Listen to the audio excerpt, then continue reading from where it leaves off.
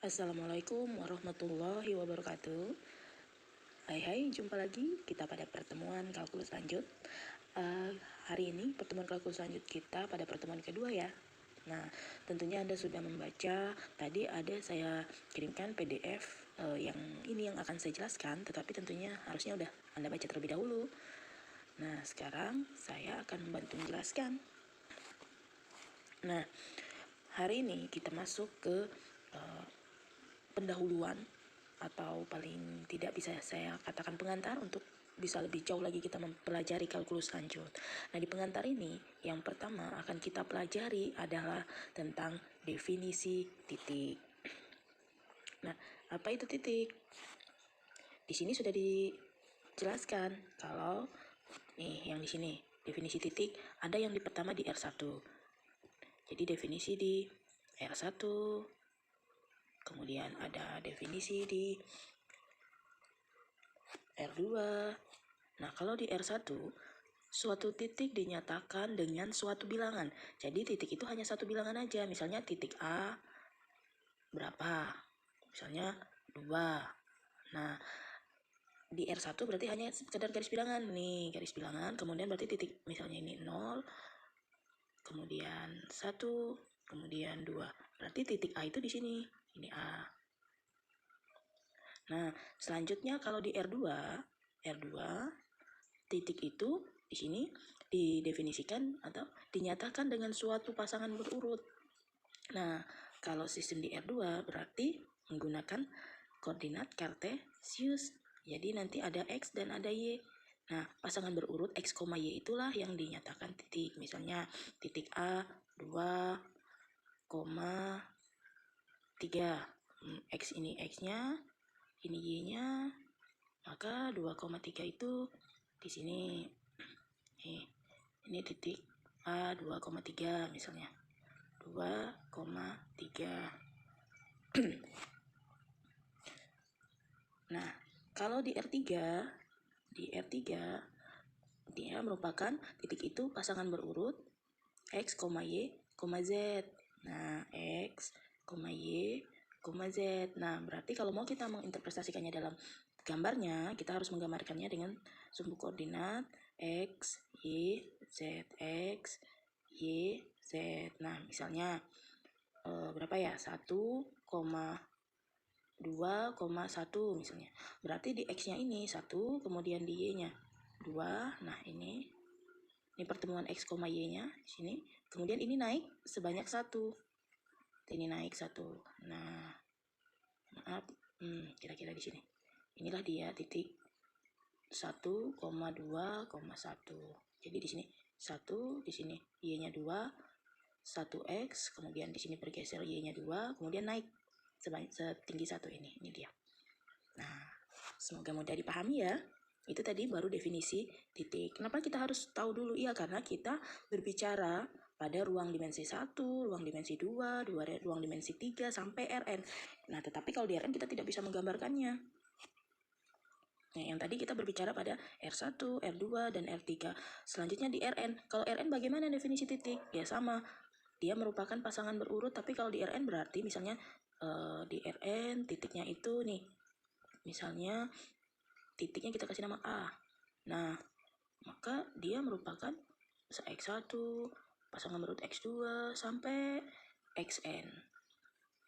Kalau N-nya 6, berarti nih, N-nya 6 berarti X1, X2, X3, sampai X6.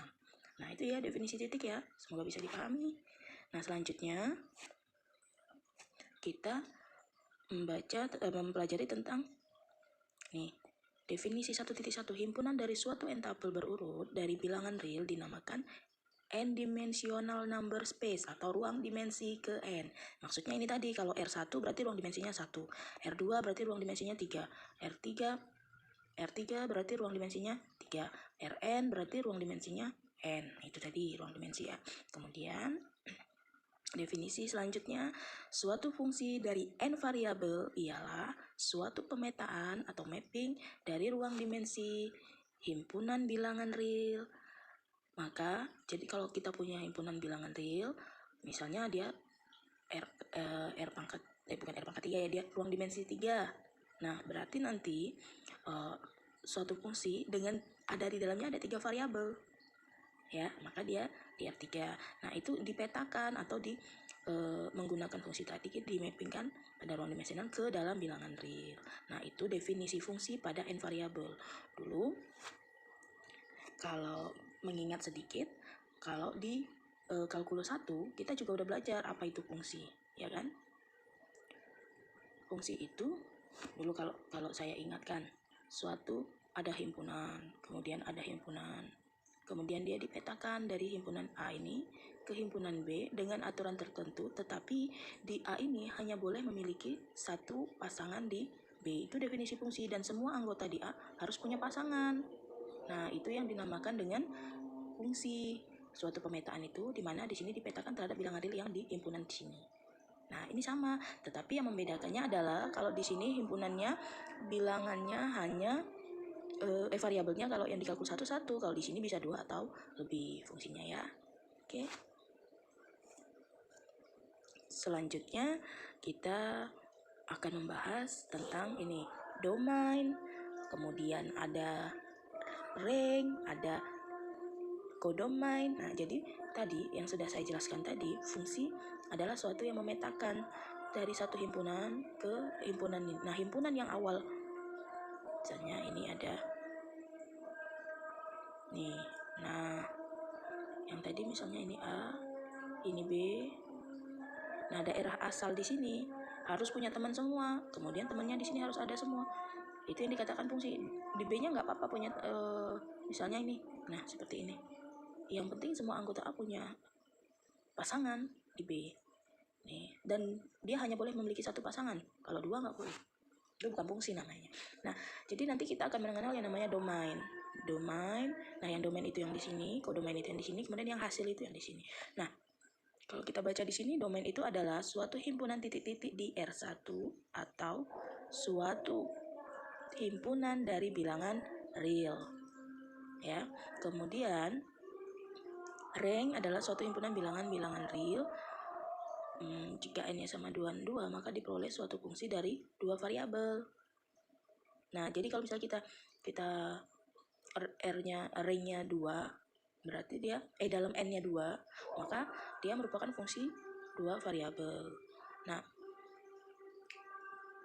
suatu himpunan titik-titik di R2. Jadi sama seperti tadi, kalau misalnya dia berbicara pada R1, berarti domainnya nanti cuman ya bilangan real 1 gitu aja. Tapi kalau di R2 berarti domainnya nanti ya pasangan X, Y. Kalau di R3 berarti domainnya nanti pasangan X, Y, Z tadi. Ya, sesuaikan dengan ruang dimensi yang kita bicarakan. Itu untuk domain. Nah, ini selanjutnya kita akan membahas tentang suatu fungsi ini bagaimana domainnya nanti. Nah, contohnya nih, Z sama dengan akar 25 dikurang X kuadrat dikurang Y kuadrat. Nah, ini yang akan kita bahas, ini domainnya bagaimana. Nah, kalau misalnya fungsinya Z sama dengan akar 25 dikurang X kuadrat dikurang Y kuadrat, di sini kita lihat fungsi Z ini kan dalam bentuk akar. Akar itu akan memiliki nilai dalam bilangan real kalau yang di dalam akarnya ini, fungsi yang dalam akarnya ini harus bernilai positif. Kenapa? Kalau dia negatif nanti akarnya imajiner. Jadi domain dari F atau fungsi ini, domain dari fungsi ini 25 dikurang X kuadrat dikurang Y kuadrat ini harus besar sama dengan 0. Sama dengan 0 boleh, karena kalau akar 0 kan tetap ada tuh. Makanya syaratnya adalah yang di dalam akar ini harus besar sama dengan 0. Nah, kalau kita selesaikan 25, berarti kan ini dalam akar ini tadi. Nah, ini harus besar sama dengan 0. 25 dikurang X kuadrat dikurang Y kuadrat harus besar sama dengan 0. Maaf ya, ada suara azan, tapi semoga tidak mengganggu. Semoga suara saya bisa didengar dengan jelas. Nah, ini bagaimana caranya? Nah, supaya gampang atau supaya mudah, ingat dulu waktu belajar di SMA atau di kalkulus 1 atau kalkulus 2 menentukan himpunan penyelesaian dari suatu ketidaksamaan.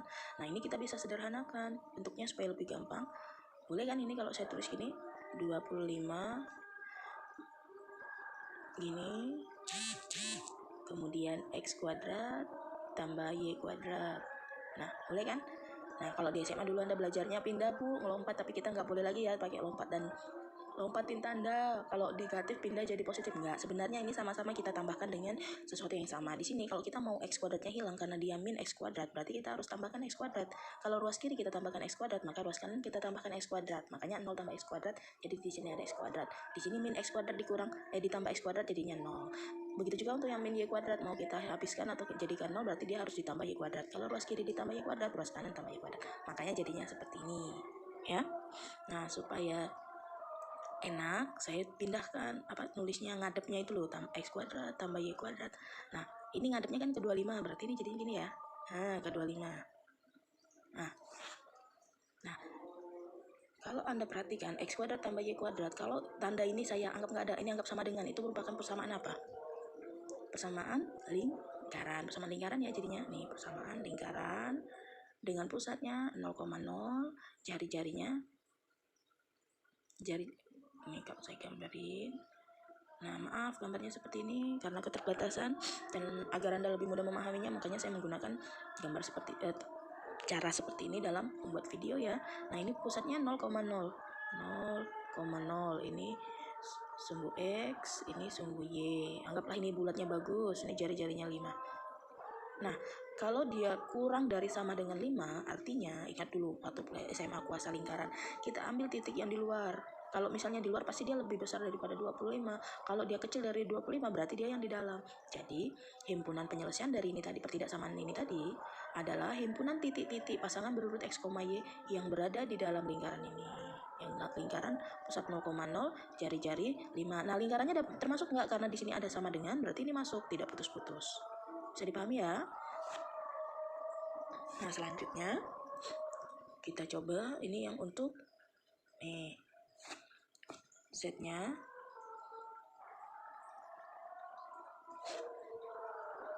Yang ini Z-nya. Z sama dengan akar X kuadrat tambah Y kuadrat kurang 25 per. Saya ulang.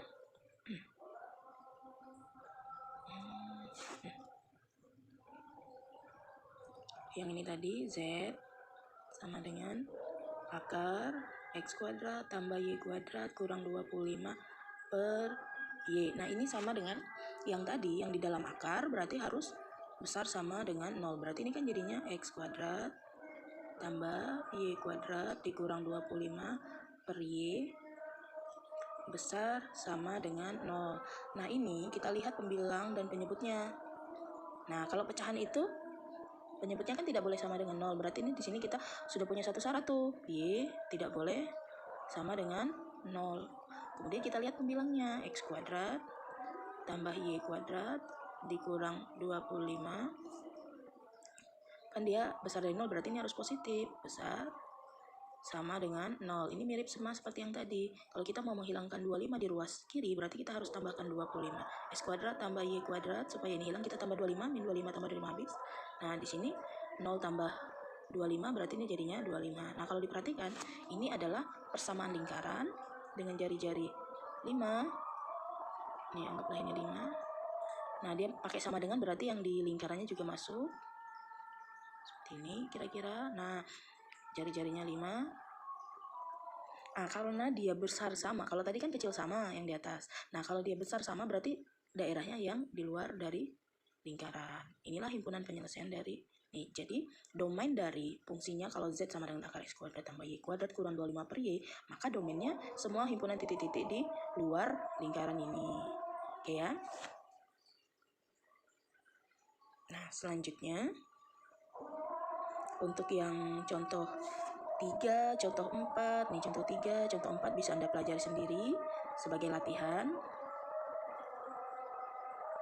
Contoh 3 dan 4 dipelajari sebagai latihan sendiri ya.